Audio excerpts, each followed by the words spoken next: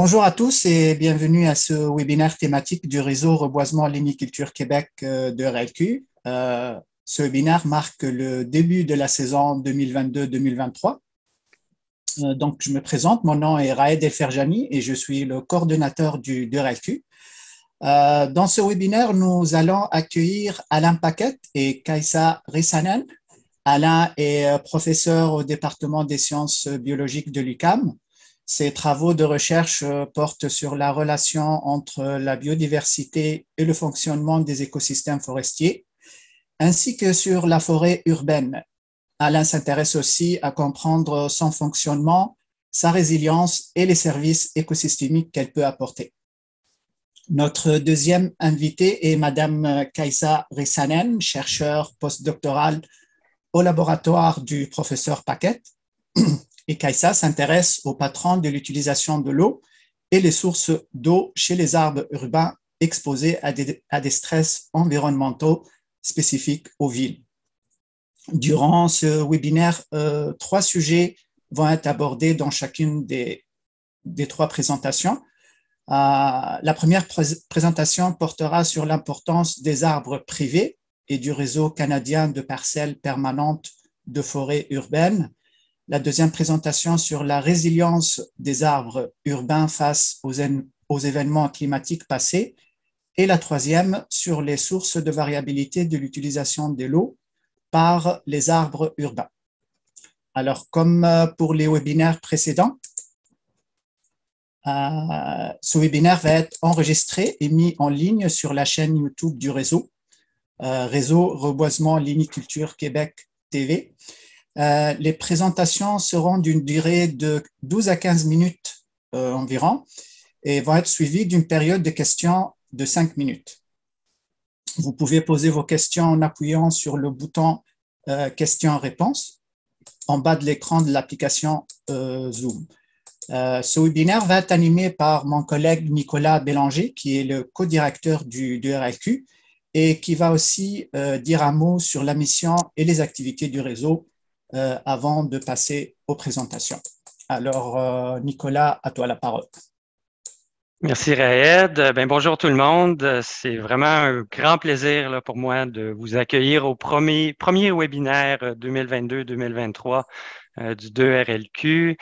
Je tiens à remercier à l'avance Kaisa et puis Alain d'avoir accepté notre offre pour aujourd'hui pour nous parler de foresterie urbaine.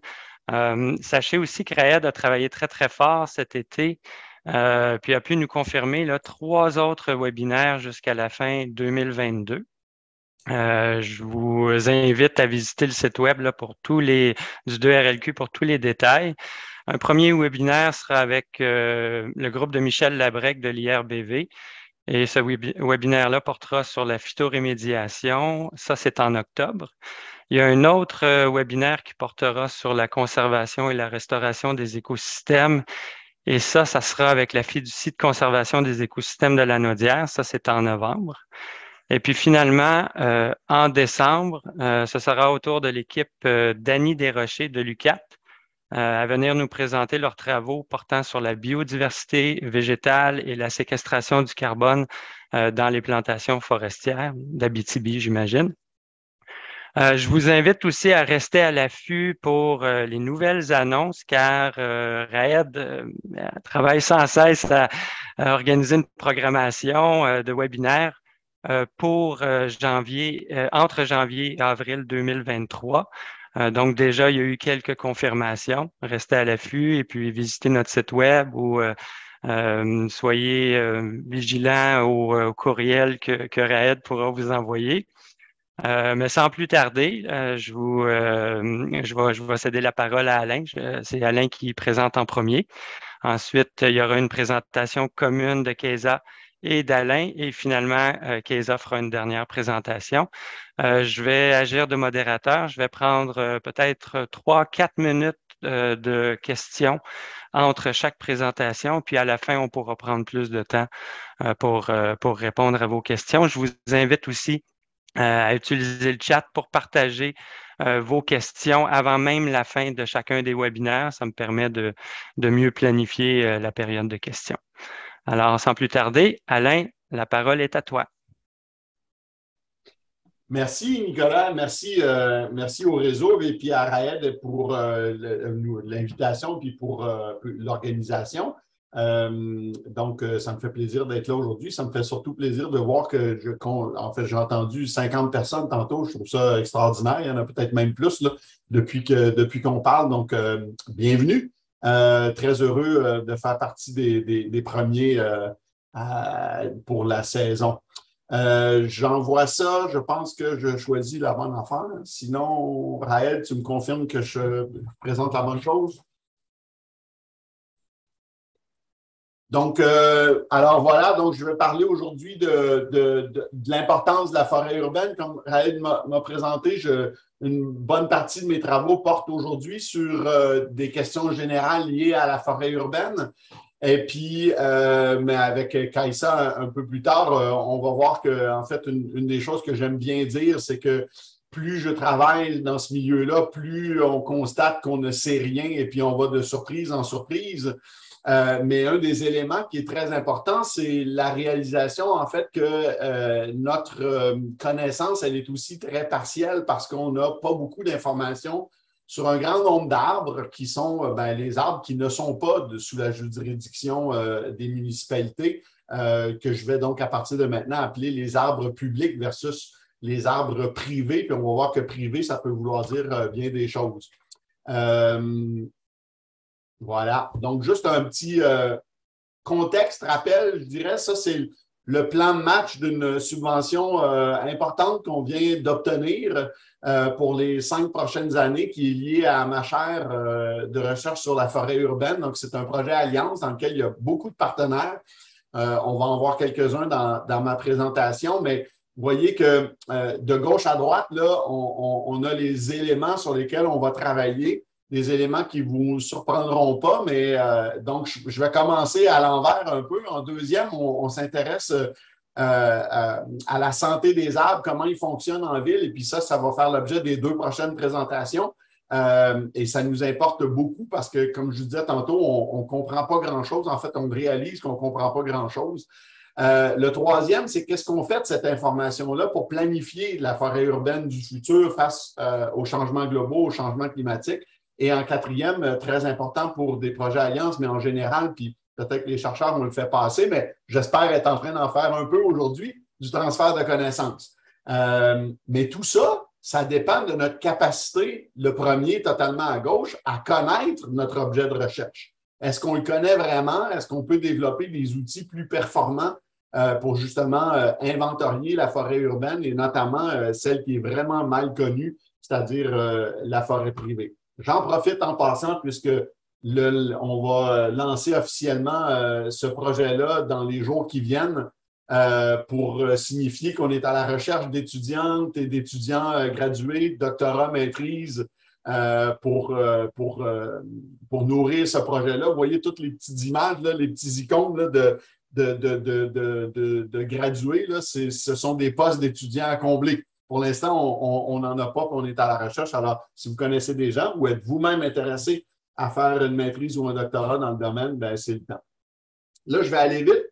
Je pense que plusieurs d'entre vous probablement connaissez certains des éléments que je vais présenter, mais c'est juste pour vous montrer à quel point on a besoin de cette information-là. Donc, depuis plusieurs années maintenant, j'ai contribué à développer une nouvelle façon de diversifier pour augmenter la résilience de la forêt urbaine. Donc, peut-être certains d'entre vous avaient vu ce guide-là ou cette publication-là dans laquelle on se donne des outils pour augmenter la résilience de la forêt urbaine à travers sa diversification qui fait appel à des concepts de diversité fonctionnelle. Ce n'est pas mon point aujourd'hui, mais mon point, c'est qu'on a besoin de connaître cette forêt urbaine-là pour poser un diagnostic et puis dire, par exemple, qu'elle est mal diversifiée ou très peu diversifiée. Ici, c'est juste un rappel de choses que j'ai déjà présentées.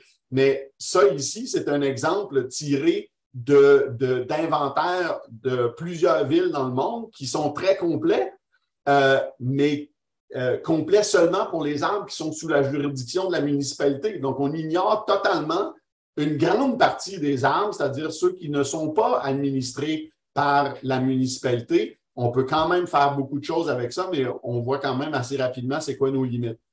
Une de mes préoccupations, c'est la question de l'équité dans la distribution de la canopée, de la diversité et des arbres en général, parce qu'on sait à quel point ils sont importants pour notre santé et notre bien-être.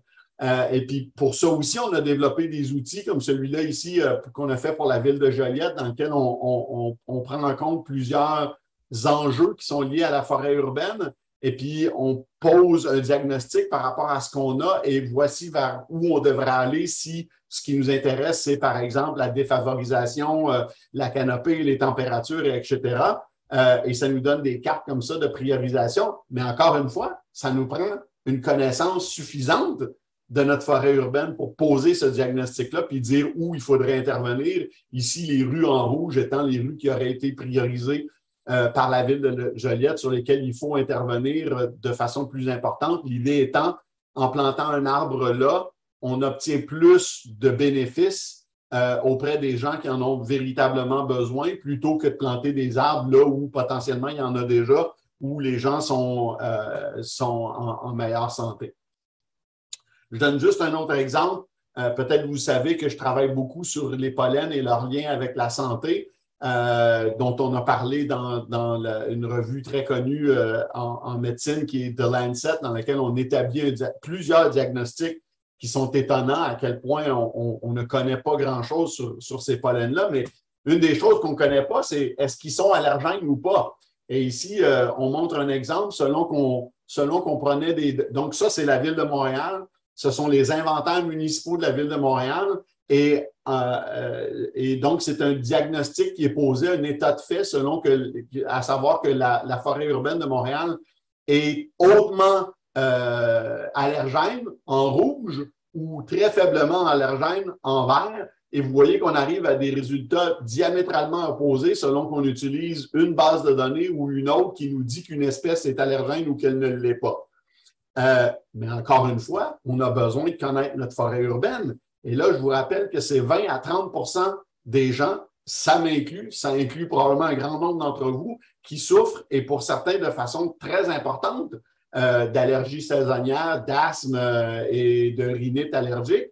Ce n'est pas anodin. Et pour pouvoir agir là-dessus, ben, ça nous prend une connaissance, pardon. Donc, j'y arrive. Alors, voici cette première placette de forêt urbaine qu'on a établie avec mon laboratoire il y a 3 ou 4 ans maintenant. Elle fait 1 demi-kilomètre carré. C'est le tracé que vous voyez là, en plein centre-ville. En fait, c'est centré sur le campus des sciences de l'UQAM, complexe des sciences Pierre Dansereau de l'UQAM.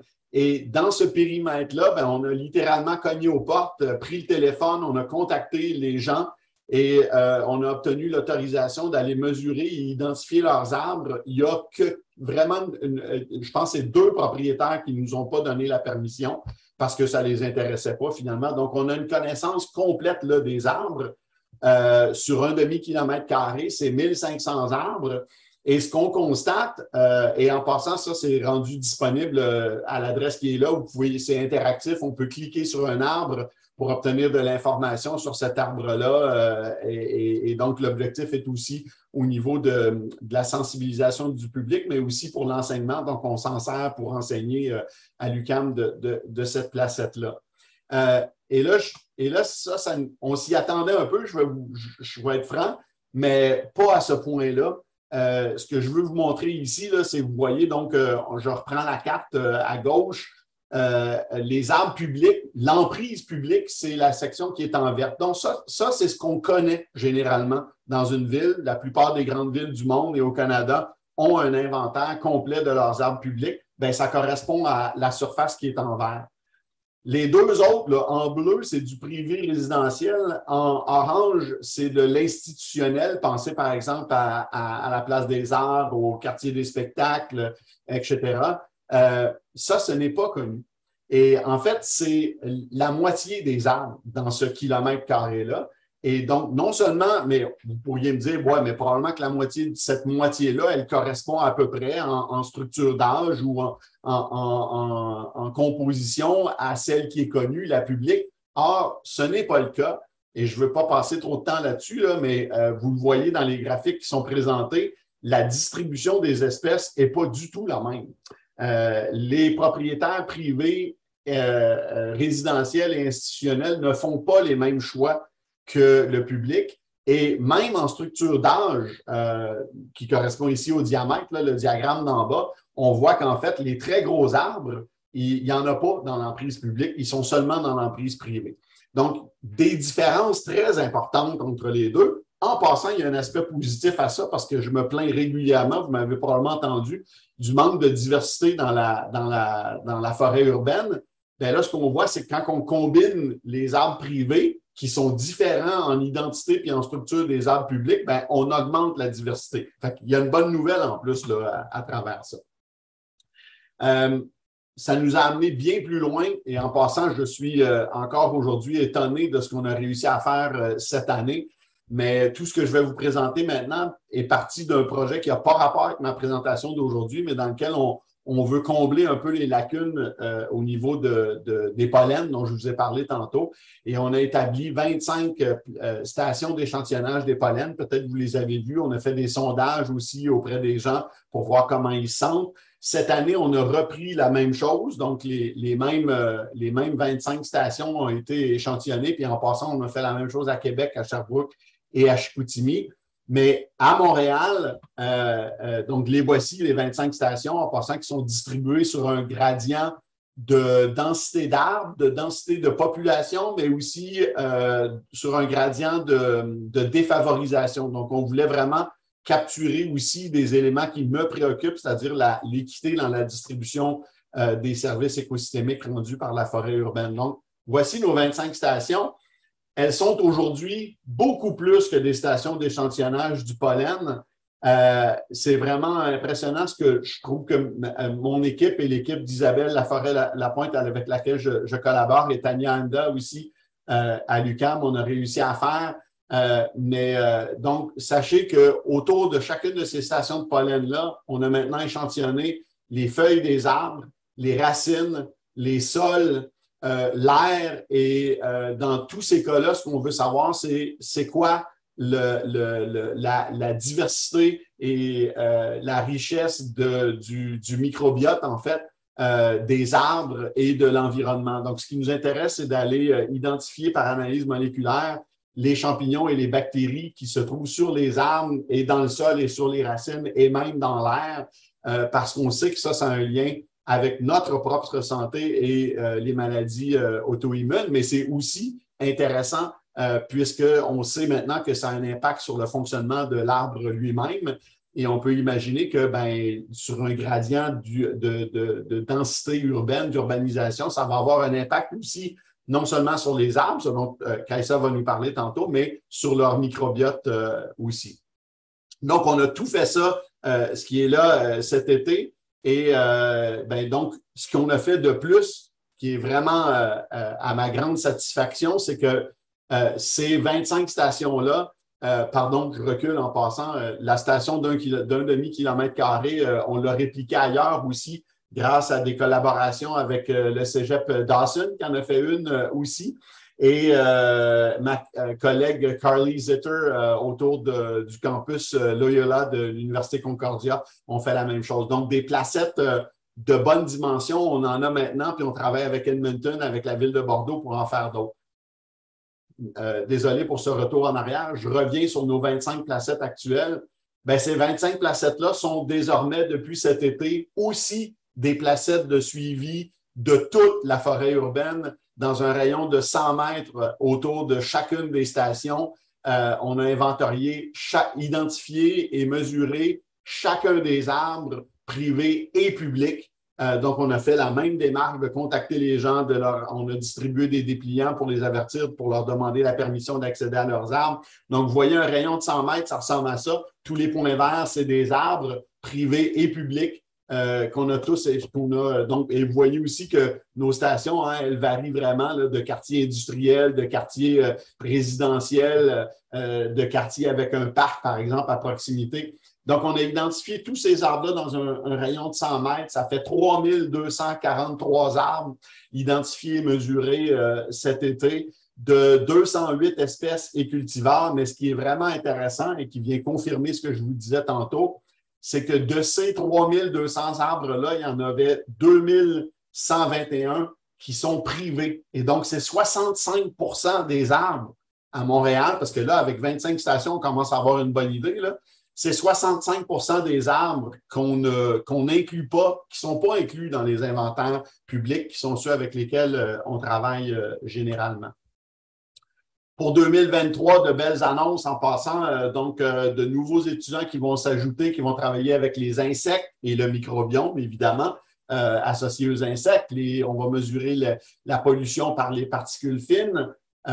Et grâce à une collaboration avec des collègues de Bordeaux qu'on est en train de mettre en place, on va intensifier encore plus cet inventaire de différents niveaux trophiques. Et là, on parle même d'une cascade trophique parce qu'on va échantillonner les bruits comme étant un stress, mais aussi à travers nos enregistreurs, on va identifier les oiseaux, la diversité des oiseaux. Et ça nous intéresse beaucoup, ça, parce que les oiseaux sont un des prédateurs qui permettent un contrôle de la défoliation chez les arbres urbains. On s'inquiète de leur relatif isolement et d'absence de biocontrôle. Donc, on va carrément mesurer ça avec nos chenilles en pâte à modeler que vous connaissez peut-être aussi, mais via l'identification des oiseaux aussi. Et ce qui est vraiment intéressant, c'est qu'on va ajouter les chats. Donc, on va recruter des propriétaires de chats domestiques qui sortent à l'extérieur et on va échantillonner leur déjection à la fois de façon moléculaire, mais aussi par dissection pour inventorier qu'est-ce qu'ils mangent, ces chats-là, sachant qu'entre autres, ils mangent beaucoup d'oiseaux. On le sait puis on s'en inquiète. Et les oiseaux étant bénéfiques pour le contrôle des insectes défoliateurs chez les arbres en milieu urbain. Donc, je ne veux pas passer trop de temps là-dessus, mais vous avez une petite, pas animation, mais un petit schéma là, ici de la cascade trophique qui nous intéresse. Et ça, donc, ça va être ajouté, ça va être fait, donc ça, sur les 25 mêmes stations. Donc, vous voyez qu'on commence à accumuler pas mal d'informations sur ces 25 stations-là. Autre élément important, vous le voyez dans ma première diapositive, notre intérêt pour... c'est long, hein, inventorier la forêt urbaine. Même la forêt sous juridiction municipale, ça coûte une fortune. S'il faut ajouter les arbres privés, il va falloir qu'on commence à développer sérieusement des alternatives aux techniciens, à la technicienne qui marche et qui va identifier et mesurer les arbres un à un. Et donc, je travaille beaucoup en sciences participatives pour impliquer les citoyens. Donc, la placette de Concordia a été faite notamment par de la science participative, les propriétaires eux-mêmes qui nous envoient de l'information, mais l'autre, l'alternative, c'est aussi la télédétection. Et Jacques Artaud est une compagnie qui est partenaire donc, du projet avec lequel on travaille, qui travaille un peu comme Google Street View, c'est-à-dire avec des véhicules. Donc, ce sont des lidars terrestres, mais mobiles. Et vous voyez ce qu'on est capable de faire avec ça. C'est vraiment impressionnant. Donc, on travaille beaucoup là-dessus. Pour augmenter notre capacité en termes de repérage, d'identité. Donc, évidemment, l'objectif, là, ça va être d'arriver à identifier les espèces ou au moins des groupes fonctionnels parce qu'identifier les arbres puis les mesurer, on est déjà rendu là. On est capable de faire ça, de faire des inventaires, au moins de repérer les arbres, de les compter puis de les mesurer les diamètres même avec une grande précision, la hauteur, la dimension de cime, etc. Mais les espèces, ça, c'est plus difficile. Je vois que Nicolas est apparu pour me dire que j'ai fini, mais c'est bon, j'ai terminé, Nicolas. Merci, Alain. Tu avais compris mon message. Oui. Donc, je vois qu'on a une question de Nelson, à savoir quelle définition d'arbre utilisez-vous dans vos travaux? Est-ce que Nelson est capable de préciser sa question? Qu'est-ce qu'il veut dire par une définition d'arbre? En fait, d'abord, bravo Alain pour la présentation. C'était super intéressant. Non, je me demandais, par exemple, quand vous contactez les propriétaires privés ou bien quand vous allez sur des terrains d'institutions et que là, vous arrivez dans une arrière-cour, qu'est-ce qui compte comme un arbre? À partir de quand c'est un arbuste? Et je peux imaginer qu'à un moment donné, ça peut devenir un peu... c'est ça. Ça devient une question de définition. Fait que je me demandais comment vous fonctionnez avec Oui, tu as entièrement raison. Et puis, si on mesure éventuellement tous les ligneux, on ne finira jamais. Donc, il faut aussi. il faut se limiter. Puis là, ben, je veux parler à travers mon chapeau un peu, là, mais de souvenir, ce qu'on avait pris comme définition pour les 25 placettes, c'est, je pense que c'est 4 mètres.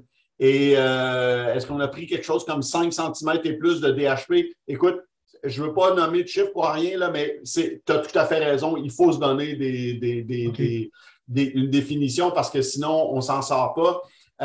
Par contre, un truc que je n'ai pas dit tantôt, la placette centrée sur l'UQAM a eu un tournant intéressant, à savoir que dans l'emprise publique, il y a des arbres que la ville n'avait pas inventoriés parce qu'ils n'ont pas été plantés. Hein? Il y a des arbres qui poussent de façon spontanée dans l'emprise publique. Et puis, évidemment, ce n'est pas les mêmes espèces. C'est souvent de l'orme chinois, des érables de Norvège, etc. Donc, ça, c'est intéressant aussi quand même d'aller. Et des haies, les haies de thuya, là, ça, c'est généralement pas inventorié.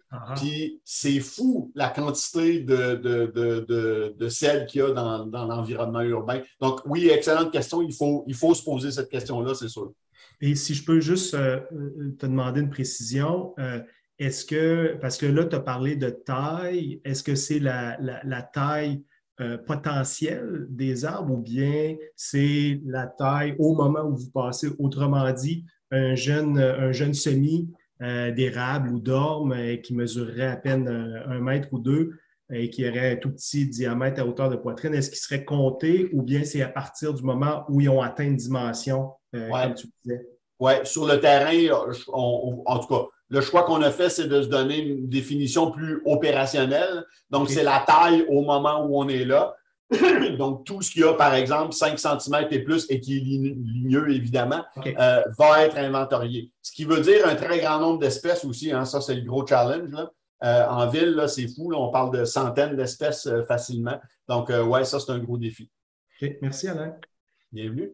Alain, peut-être juste pendant que vous transitionnez vers l'autre présentation, il me semble que la collaboration avec les résidents est vraiment excellente, voire presque facile. Est-ce que je me trompe ou? Facile, ça demande beaucoup d'efforts et de temps, mais facile au sens où, oui, les gens veulent participer. Ça nous a étonnés. C'est vraiment très agréable, effectivement, de réaliser ça. Ben, je pense que les gens comme nous entendent parler de l'importance de la forêt urbaine, puis on les informe, on distribue des dépliants et puis on est gentil, je pense. Hein? On leur demande la permission. Déjà, ça aide. Et puis oui, on est très agréablement surpris du taux de participation des gens. Oui. D'accord. Bon, il y a plusieurs questions qui viennent de rentrer, mais je propose d'enclencher tout de suite la présentation, puis je pourrais revenir là, de façon dynamique aux questions qui sont posées, notamment de Jean Bousquet, Michel Labrec, etc. Donc, on vous laisse aller avec cette nouvelle présentation-là qui est commune. C'est Alain et Kaisa. Oui. Bon, bonjour à nouveau. Donc, Alain et Kaisa vont vous présenter maintenant un nouveau sujet. Kaisa, je sais que je commençais, mais est-ce que c'est moi qui fais la présentation aussi? Oui, tu veux faire jusqu'à le 5e diapo, mais moi, je pense que c'est moi qui dois manipuler le diapo. Alors, juste laisse-moi savoir. OK. Donc, cette fois-ci, on parle d'un projet qui a débuté il y a quelques années déjà avec une postdoc chez moi, pas la même, Valentina Vitali, et puis maintenant, c'est Kaisa qui a pris en charge ce projet-là, mais pas toute seule. Donc, vous voyez tous les noms qui sont là, c'est beaucoup de personnes parce que notamment, on a travaillé idéalement d'un océan à l'autre, mais on s'est assez rapidement limité d'une chaîne de montagnes à l'autre, c'est-à-dire à l'est des Rocheuses. Et ce qu'on veut savoir ici, c'est comment les arbres en milieu urbain ont réagi aux variations du climat dans le passé avec l'espoir, évidemment, de pouvoir prédire ce qui va se passer dans l'avenir et de prendre action par rapport à ça parce que, à parté, tout le monde, j'imagine, qui est présent ici, a déjà entendu parler, quelqu'un de l'importance des arbres pour notre santé et notre bien-être. Je l'ai dit tantôt un peu aussi.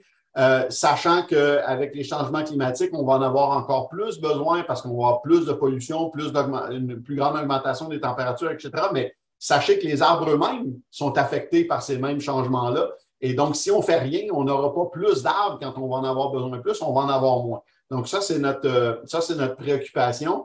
Et je pense que ce qu'on a réalisé, encore une fois, une belle surprise, on a obtenu l'autorisation de plusieurs villes à travers le Canada d'échantillonner leurs arbres par carottage, ce qui aurait été impensable il y a quelques années, parce que d'ailleurs, on l'avait demandé puis ça nous avait été refusé. Donc là, on a plusieurs villes qui ont accepté de participer. Et puis, c'est un grand nombre de personnes. On est très heureux de ça. Ça s'est fait en passant en pleine pandémie. Donc, dans certains cas, on ne pouvait même pas voyager. Donc, on a recruté des participants, des collègues qui ont fait l'inventaire pour nous, avec nous plutôt. Et puis, je trouve que c'est vraiment une belle aventure. Et puis, ben voilà, on vous présente aujourd'hui une partie des résultats. Tu peux avancer, Kaïssa. Voilà. Donc, ça, je l'ai pas mal dit, effectivement. Donc, c'est quoi notre préoccupation? C'est l'augmentation des températures, les stress que vivent les arbres en milieu urbain, les stress qui vont augmenter. On en a vu dernièrement. Ça donnait bien juste quand le premier ministre allait dire non aux 10 maires des plus grandes villes du Québec pour s'adapter au changement climatique. Boum! L'eau déborde à Montréal. Le timing ne pouvait pas être plus parfait que ça. Tu peux avancer. Donc, ici, juste pour rappeler ce que j'ai dit, donc j'ai pris un peu d'avance. Hein, donc, oui, les stress, on les connaît, mais ce qui nous intéresse, c'est comment ils ont affecté dans le passé les arbres en milieu urbain et comment ils vont les affecter dans le futur. C'est l'objectif auquel on veut arriver. Suivant. Alors voilà, donc ça, c'est les ententes qu'on a réussi à établir avec les villes d'Edmonton, de Winnipeg, Montréal, qui avaient déjà été commencées, mais qu'on a complété, on a ajouté beaucoup. La ville de Québec et la ville de Halifax, qui ont donc toutes été échantillonnées. Tu peux passer à la suivante. Donc, les objectifs qui ont tous été échantillonnés, je vais y revenir, mais dont les analyses ne sont pas terminées. Donc, qu'est-ce qui nous intéresse? Déterminer la résistance et la résilience à la sécheresse, donc aux variations de température, mais surtout d'approvisionnement en eau, de pluviométrie, chez les principales espèces d'arbres communes dans les villes du Canada. Donc, pour faire ça, on a aussi voulu établir une espèce de gradient de conditions de stress ou d'urbanisation. Et donc, on a échantillonné les arbres dans chacune des villes dans deux contextes différents qui sont les rues. Pensez à un arbre en trottoir, par exemple, versus les parcs, avec l'idée qu'un parc devrait être moins stressant pour les arbres. Hein, j'imagine que tout le monde a la même hypothèse, que nos arbres en rue devraient être plus stressés. Tout le monde dit ça, que les arbres en parc. Je vous annonce un peu qu'on va avoir des surprises, mais donc c'était l'objectif de notre design expérimental. Suivant. Puis là, je vais laisser la parole à Kaïssa qui va vous montrer comment on a fait ça et puis les analyses en cours et puis des résultats préliminaires qui sont vraiment intéressants. Oui, voilà. Alors, je prends la parole ici et j'espère que vous m'entendez toujours bien. Alors, comment ce travail a été fait avec beaucoup de main-d'œuvre des fortes filles et des forts garçons dans le labo qui ont utilisé leurs muscles pour faire sortir des pièces de bois, des troncs d'arbres, qui après, nous avons pu identifier l'année à qui correspond chaque cerne d'arbre. Et en calculant la largeur de chaque cerne, on sait combien l'arbre a poussé par année. Et ça prend beaucoup des étapes analyse, même après, il faut tout sabler, il faut tout coller, et ça prend beaucoup d'heures avec un binoculaire aussi. Alors, je veux ici remercier tous les stagiaires et tous les gens qui ont déjà travaillé sur le projet. Mais pour avancer dans la présentation, je vais vous montrer quelques résultats préliminaires de Montréal et d'Edmonton qui ont déjà été analysés. Mais si jamais vous avez plus de questions sur la méthode, on est vraiment content de les prendre enfin. Mais ces résultats préliminaires, ça touche surtout deux questions. Alors, le premier, c'est si on voit où est-ce qu'on voit que les arbres sont sensibles aux sécheresses dans les parcs ou sur les rues, et surtout s'il y a des différences entre les rues et les parcs, soit dans leur sensibilité ou soit dans leur accroissement moyen. Je vais débuter par Montréal, vu qu'on est ici. Ce qu'on a déjà analysé ici à Montréal, c'est 3 espèces ici, le Fraxinus cleditia ulmus. Et les données que je vais présenter sont basées sur le travail dirigé de Miggy Legault de ce printemps, en fait. Alors, tout d'abord, dans la figure, vous voyez ce qu'on appelle moyenne d'accroissement de surface terrière. Alors, c'est combien de centimètres carrés le tronc d'arbre a poussé par année.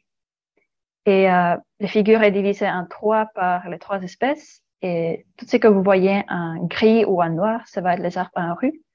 Et tout avec en couleur, ça va être les arbres en parc. Tout d'abord, on peut voir qu'il y a pas mal de différences entre les espèces. Premièrement, le Fraxinus, il n'y a pas une grande différence entre les rues et les parcs. Et les tendances temporelles sont aussi pas mal similaires. Les tendances temporelles sont similaires aussi chez les ulmus. Mais ce qui nous a surpris, c'est que il me semble que les arbres sur les rues poussent toujours mieux que les arbres dans les parcs. Mais encore une fois, si on retourne à Gleditsia, on voit que les tendances temporaires sont assez différentes entre les rues et les parcs. Mais cette fois-ci, c'est les arbres en parc qui semblent pousser mieux que les arbres en rue.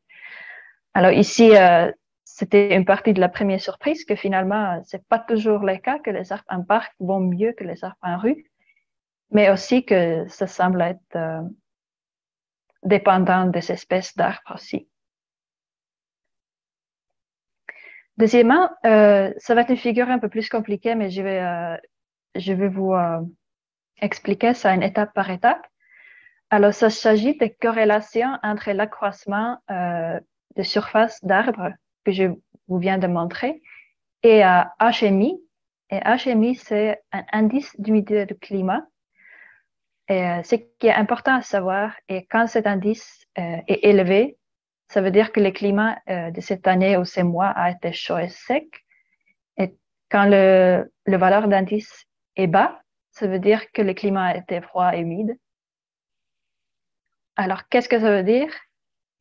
Ici, on a juste calculé des corrélations entre l'accroissement et les HMI. Et quand la corrélation est positive, ça veut dire que l'accroissement des arbres a bénéficié d'un climat chaud. Mais quand la corrélation est négative, ça veut dire que, en fait, un climat chaud ou sec a diminué la croissance d'arbres. Et ce qui est important, ce sont tous les barres avec un petit rond, parce que ça veut dire que c'était une relation significative. Et on voit ces relations significatives surtout ici pour Fraxinus et pour Ulmus en avril. Et ces corrélations étaient négatives, ce qui veut dire que si l'avril a été chaud et assez sec, ça a diminué l'accroissement des arbres cette année. On voit le même chez Cleditia en mois d'août et aussi une corrélation négative. Les corrélations positives sont souvent pas significatives, alors c'est moins important pour ces arbres ici. Et maintenant, ce que je vais vous montrer est que ce dont je parle, c'est seulement des arbres dans les parcs. Et chez les arbres en rue, on voit pas de petits points, pas de petits ronds. Alors, ça veut dire qu'ils réagissent beaucoup moins au changement dans le climat. Alors, on voit les relations avec le climat seulement chez les arbres en parc.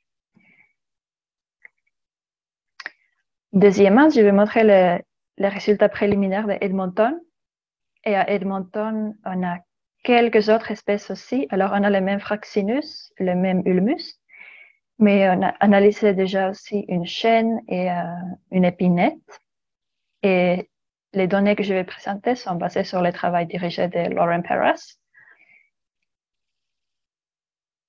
Et ici encore, les figures, ça s'agit des corrélations entre l'accroissement d'arbres et un indice d'humidité. Mais c'est juste les indices qu'on a utilisés, c'est un peu différent qu'à Montréal. Alors, pour commencer l'accroissement, cette fois-ci, c'est un indice de largeur des cernes. Alors, ça s'agit juste de l'épaisseur des cernes. Et l'indice de l'humidité, c'est SPII. Et ce qui est important à voir, la distinction entre les chemins est que cette fois-ci, si la valeur de cet indice est assez bas, moins 0, ça veut dire que le climat était chaud et sec, comme ici, vers le moins 1, moins 2. Et si les valeurs sont élevées, ça veut dire que le climat était froid et humide.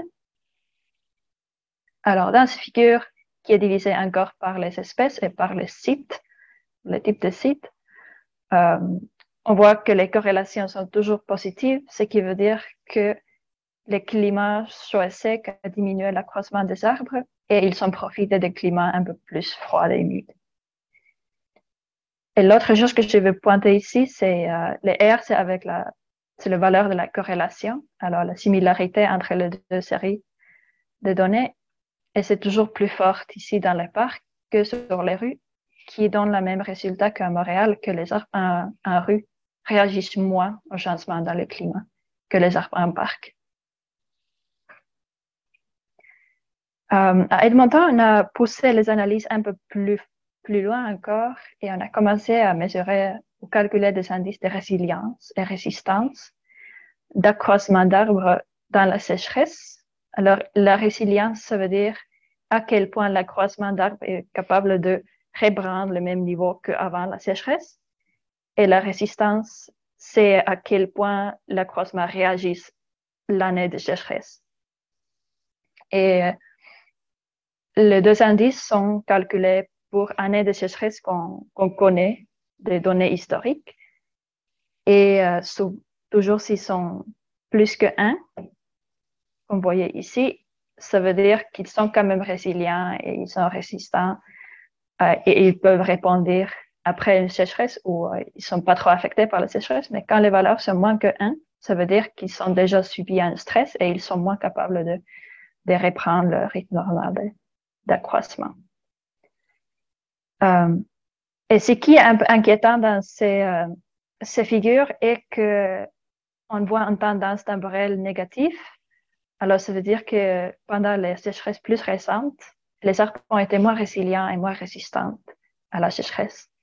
Et ça va être un point super important pour nous à regarder profondément dans toutes les villes. Est-ce qu'on voit la même histoire ou si c'est juste le cas d'Edmonton? Pour conclure de mon part, alors les boules rouges, c'est Montréal, boules bleues, c'est Edmonton. Alors, à Montréal, on a vu que c'est possible que les arbres en rue poussent mieux que les arbres en parc et ça va être super intéressant de voir un peu plus d'espèces et voir quelle est la relation la plus normale. À Edmonton, on a vu qu'il y a une baisse dans la résistance et résilience avec le temps. Et finalement, dans les deux villes, on a vu que les arbres en rue semblent être moins sensibles aux périodes sèches ou aux changements dans le climat que les arbres en parc. Et les prochaines étapes, je vois qu'on est presque terminé. Les prochaines étapes sont à combiner toutes les données de toutes les villes, comme déjà dit, continuer à calculer les indices de résilience et résistance pour savoir c'est quoi le futur de nos forêts et aussi faire des comparatifs entre les espèces, entre les rues et les parcs et entre les différentes villes pour voir c'est quoi l'effet de climat d'une ville sur les tendances dans la résilience et résistance. Voilà. Alain, est-ce que tu avais plus de choses à dire au fin? Ou... Non, c'est bon, merci.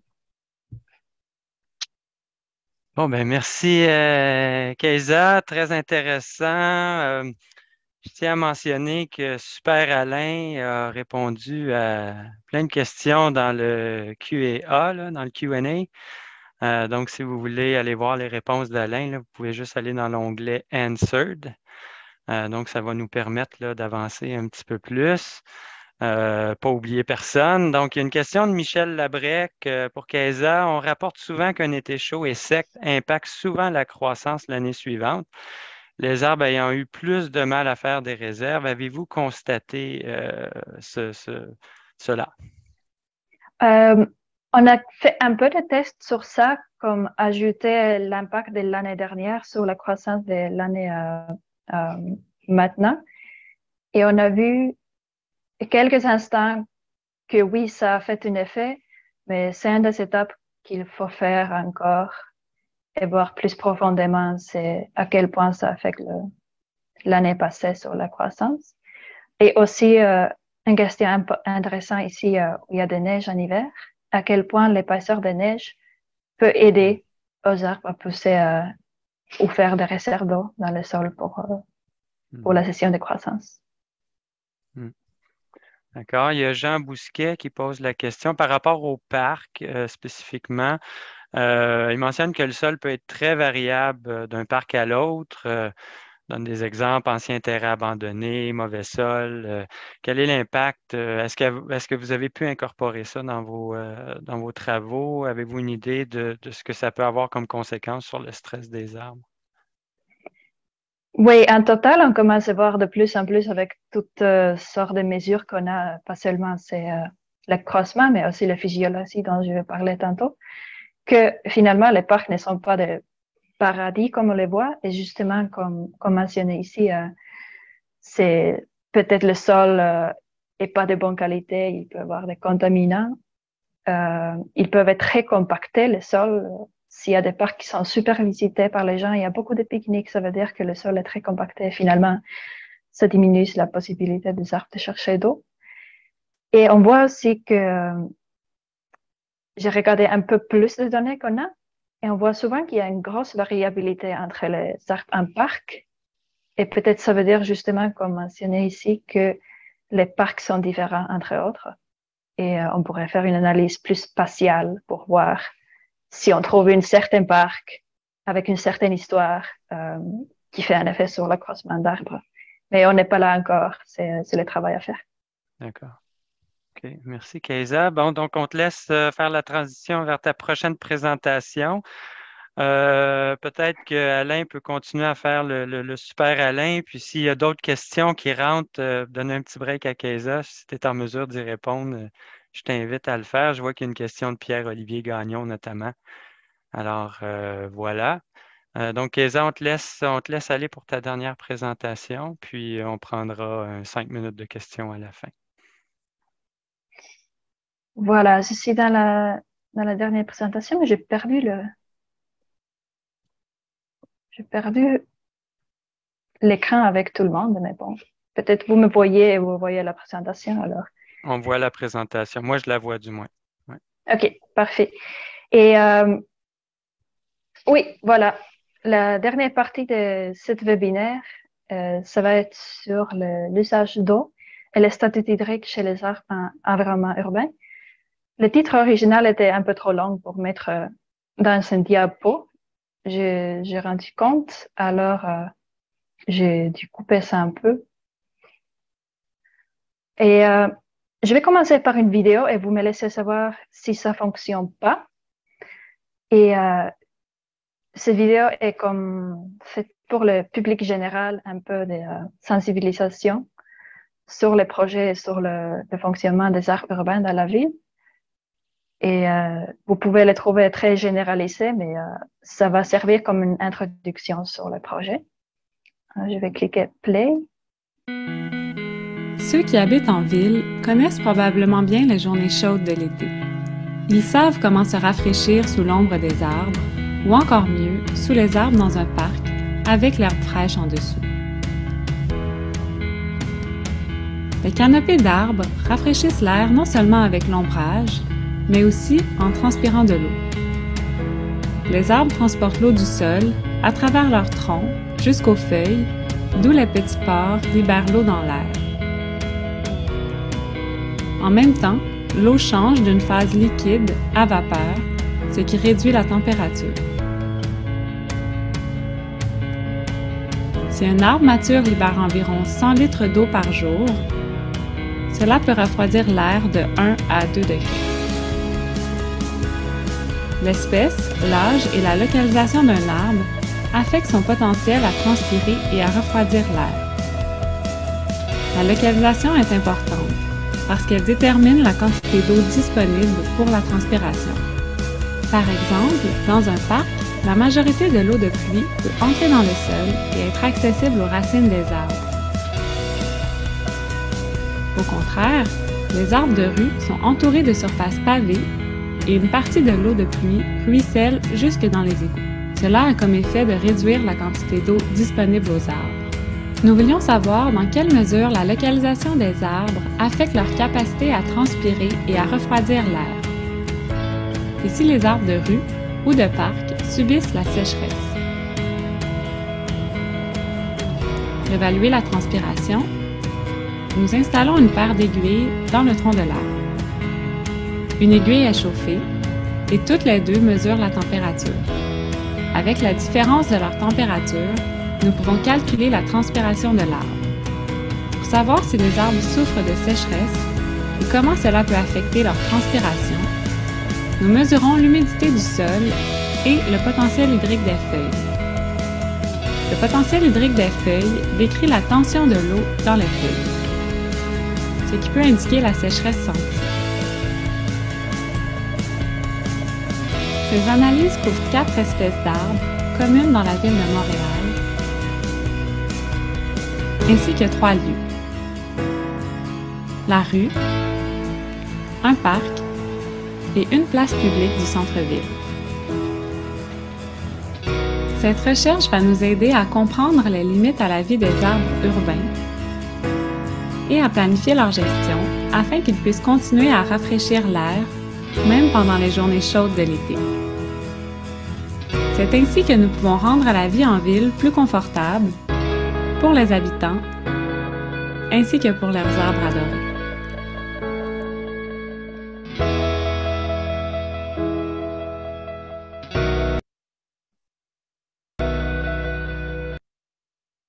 Voilà. Alors, comme vu dans la vidéo, on avait plusieurs arbres ici à Montréal, dans des différents coins. En 2020, quand la vidéo était filmée, on a mesuré des arbres dans la Petite Italie sur les rues, dans le parc Jarry à côté, et puis à Square Victoria, où les arbres étaient arrosés. Et en 2021, on est allé dans le parc La Fontaine et sur les rues Saint-Hubert à côté. Et on a ajouté une 5e espèce, qui est le micocoulier occidental, dans la liste des espèces mesurées. Et je vais vous montrer rapidement les méthodes encore qui ont été listées déjà dans la vidéo et après, ensuite, les résultats obtenus. Et je vais venir avec les conclusions. Alors, le potentiel hydrique des feuilles, comme je disais, c'est la tension d'eau dans les feuilles. Et on peut le comprendre comme le statut hydrique dans la plante. Et souvent, on voit qu'il y a un chiffre magique de moins 2 mégapascales qui peut commencer à indiquer un stress hydrique dans la plante. Alors, si le potentiel hydrique est moins que 2 mégapascales ou moins 2 mégapascales, ça peut indiquer un stress hydrique. Si les valeurs sont plus hautes que ça, plus vers les zéros, les arbres vont toujours bien.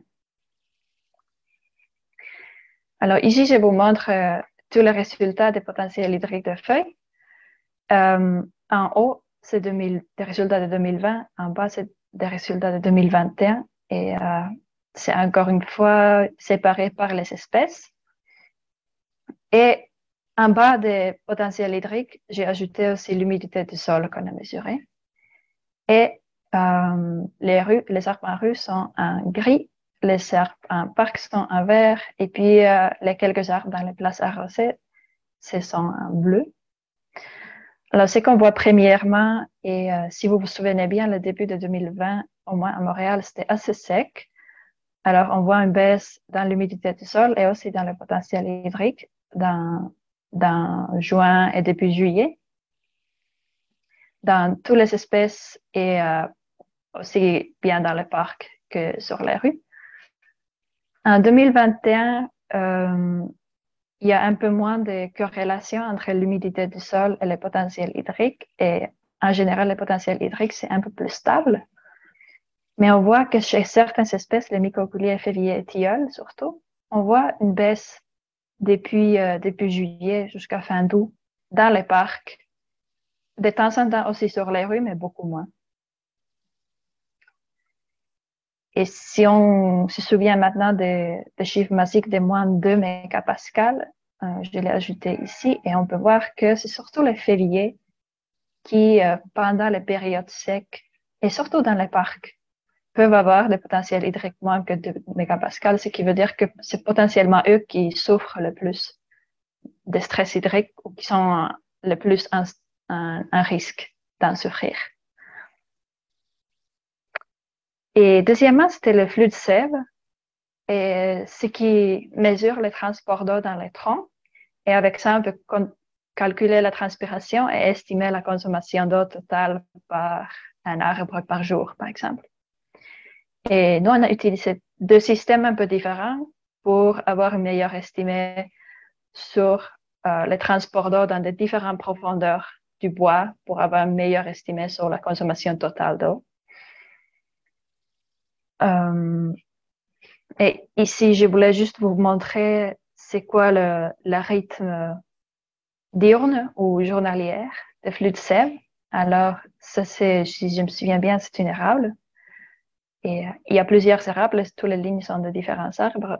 Et on voit que le flux de sève est plus élevé pendant la journée quand il y a un bon rayonnement solaire et quand aussi déficit de pression de vapeur, ce qui veut dire c'est un indice de sécheresse encore une fois, mais sécheresse d'air est élevé. Et pendant la nuit, quand il n'y a pas de lumière, il n'y a pas de transpiration et il y a beaucoup moins de flux de sève.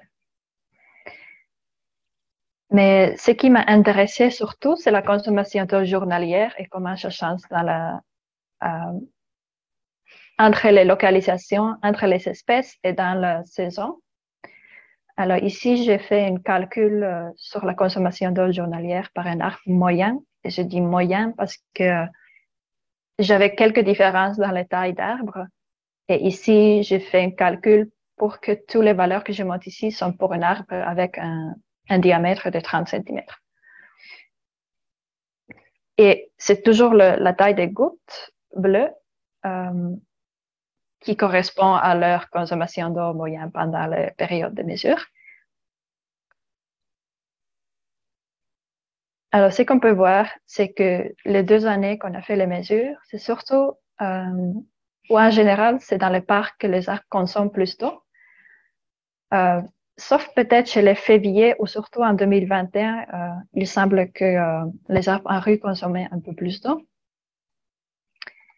Et deuxièmement, c'est qu'on voit qu'entre les espèces, c'est surtout les érables qui utilisent beaucoup d'eau.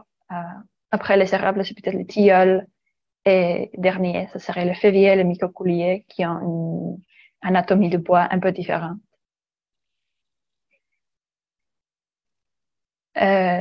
D'abord, ici, vous voyez le flux de sève en litres par jour, mais en tant que série temporaire. Et ici, j'ai voulu voir comment le flux de sève ou la consommation d'eau réagissent aux périodes qui sont chaudes et secs pendant l'été. J'ai voulu voir si on peut trouver des périodes qui étaient si chaudes et secs que les arbres trouvent plus d'eau du sol, qui voudrait dire qu'ils doivent diminuer la consommation d'eau. Alors, dans les carrés rouges, j'ai indiqué des périodes dans l'année 2021, qui étaient sans pluie et avec une température élevée. Mais ce qu'on voit, il n'y a pas de baisse vraiment dans la consommation d'eau, mais plutôt une augmentation chez la plupart des espèces. Ici, dans la dernière partie, peut-être chez certaines espèces, on voit une baisse. Alors, ça se peut qu'en mois d'août, quand le sol était déjà un peu épuisé de l'eau, les périodes sans pluie avaient plus d'effet.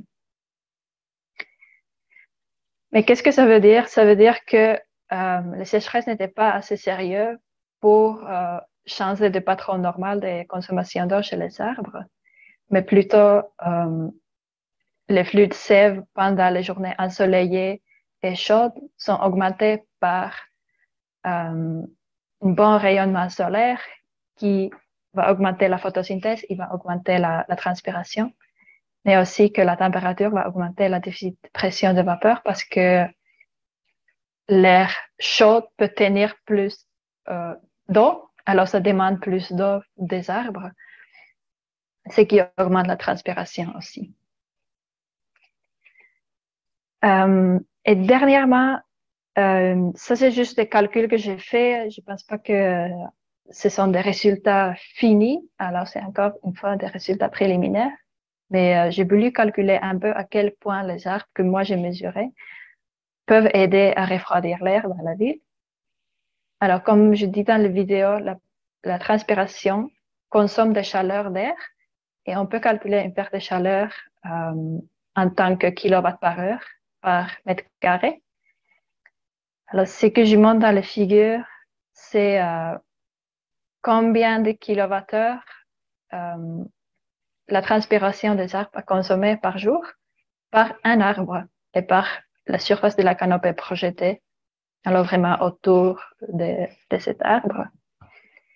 Et ce qu'on peut voir ici, c'est que surtout les érables argentés et les tilleuls semblent être efficaces pour cet effet refroidissant.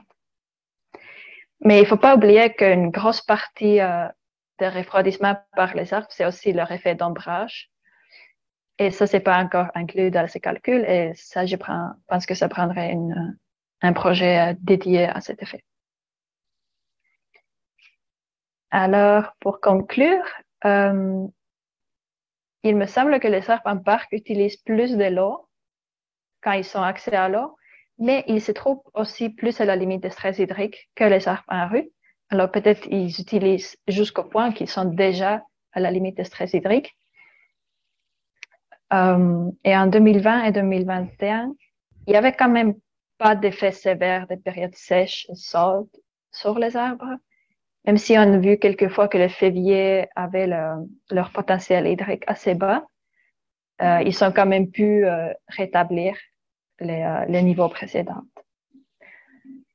Et finalement, parmi ces espèces étudiées ici, c'était les tilleuls et les érables qui semblaient être les plus efficaces pour refroidir l'air, si c'est quelque chose qui nous intéresse dans la planification future des arbres urbains. Alors, merci et merci surtout pour tous les stagiaires qui ont mis leur main-d'œuvre dans ces projets. Et je vais arrêter la présentation parce que je ne vous vois pas.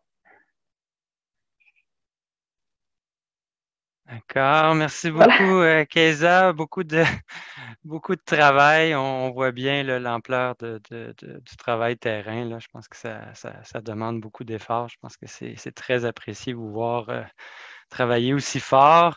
Peut-être j'ai une question très technique, mais en fait, j'en ai deux par rapport au potentiel hydrique des feuilles. J'ai vu que vous utilisiez un appareil de type Scolander là, avec un water bomb, mais je pense que c'est le modèle manuel. Donc, j'imagine que c'est beaucoup plus facile de le transporter sur le terrain au lieu d'avoir la bonbonne de gaz et tout ça. Là, ça fait un peu lourd, mais comment vous avez trouvé ça, travailler avec un appareil manuel comme ça? Est-ce que ça vient difficile à en faire autant dans une journée? Ou?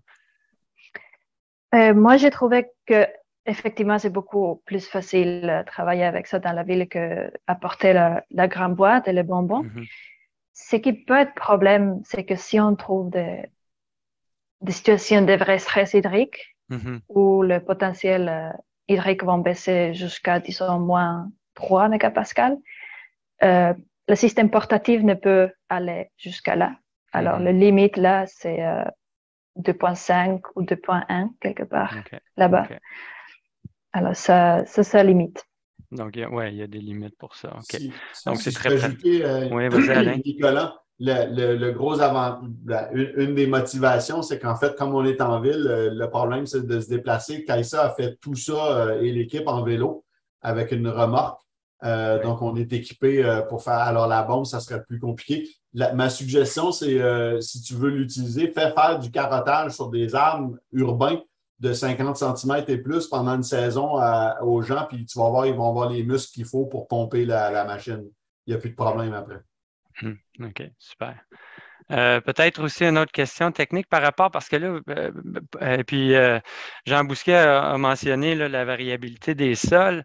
Parce que j'ai vu que vous utilisiez une sonde TDR aussi là, de spectrum.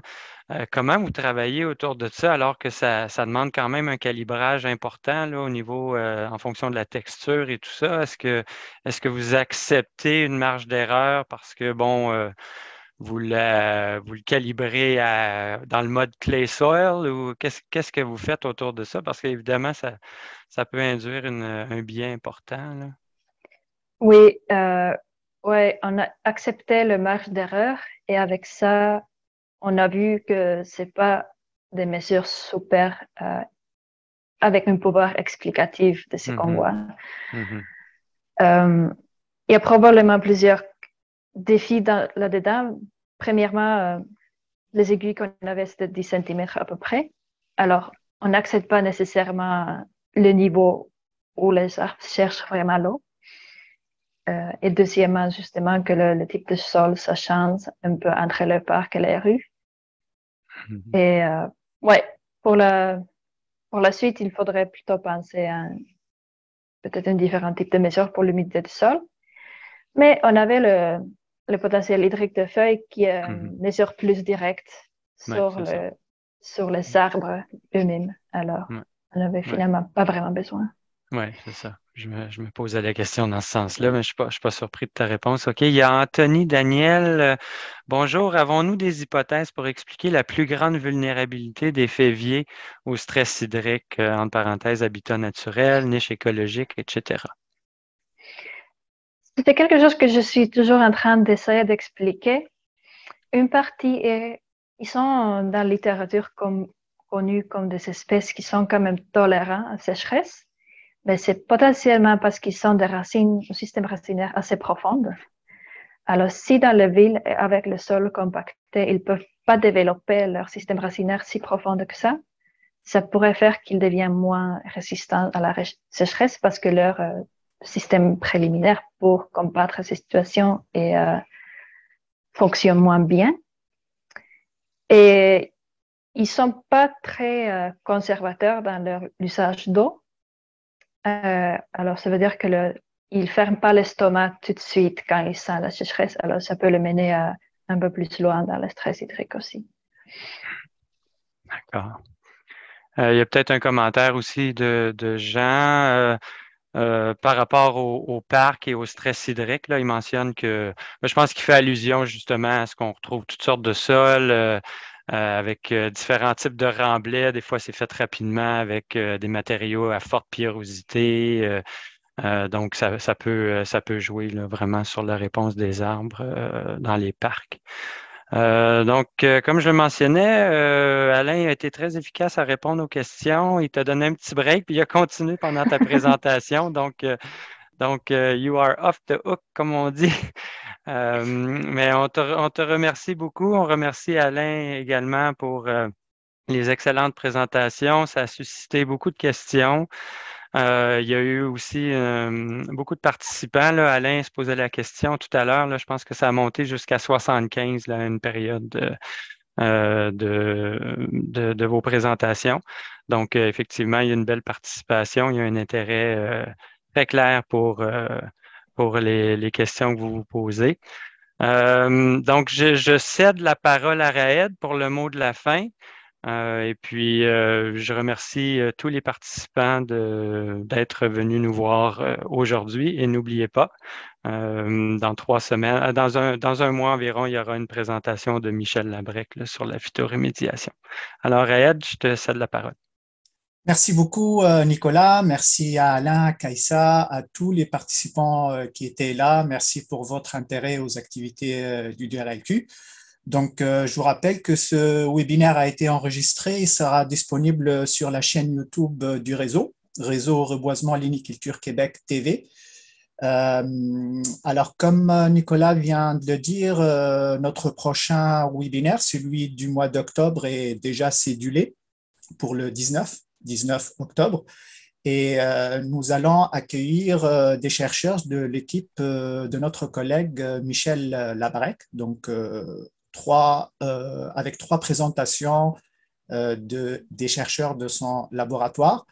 Le webinaire va porter sur différents sujets en phytoremédiation, différentes problématiques, l'hyperaccumulation, les nouveaux amendements pour maximiser la production de biomasse, ainsi que la diversité végétale des sites en phytoremédiation. Sur ce, je vous souhaite une bonne journée. Je vous donne rendez-vous le 19 octobre pour notre prochain webinaire. À bientôt.